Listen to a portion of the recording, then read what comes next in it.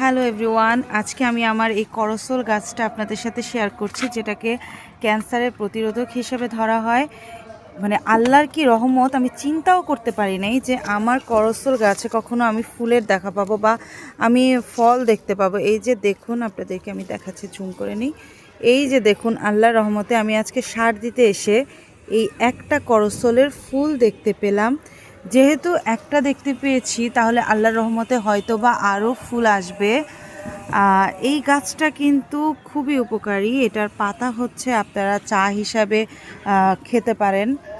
এটা যেহেতু ক্যান্সারের প্রতিরোধক একটা গাছ, এবং এটার মানে অনেক উপকারী, শুধু ক্যান্সারের জন্য না, মানে শরীরের জন্য অনেক রকমের উপকারী। এই গাছের পাতা দিয়ে চা খেলে অনেক ভালো, শরীরের জন্য অনেক ভালো।